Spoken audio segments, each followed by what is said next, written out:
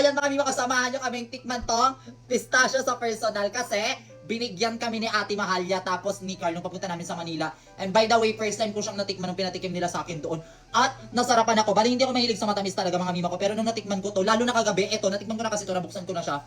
Mga mi, ang sarap kapag nilagay mo siya sa tinapay. Bali yung ginamit ko na tinapay nung kagabi is ito. Tapos ngayon, nag-crave ako bigla. Balik hapon ko siya natikman. Tapos nag-crave ako bigla ngayong gabi. Anong oras na? 11:44 na ng gabi. Pero late upload ko na to.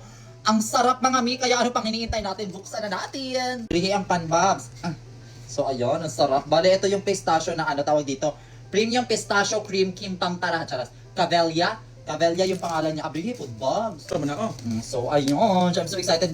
Feeling ko mas masarap siya pag ganito yung tinapay. Ito yung high-end fiberglass. Charot. Hindi, kasi parang feeling ko mas masarap talaga siya kapag ito yung tinapay. Tapos ang ginawa ko ganito oh. Kumuha ko ng ganyan. Tapos, uy.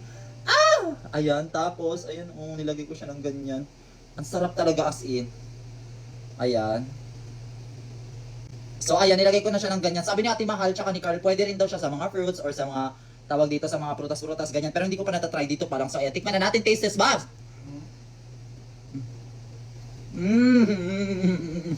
Ano kayo? Ang sarap. Ang sarap! Ano tayo? Oh my God, thank you Carl and Ate Mahal. Super sarap chukay, Babs. Ano tayo? Hindi ako mahilig sa matamis pero nung natikman ko ito mga mima ko, ang sarap.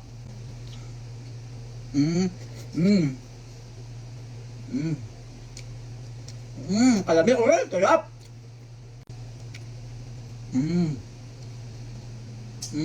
Sarap. Another one. Sarap. Ang sarap. Labon.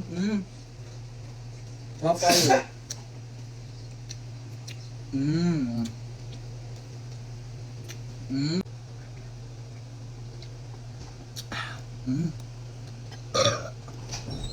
Comment down below kayo mga mima ko kung natikman nyo to. So I love for the next video.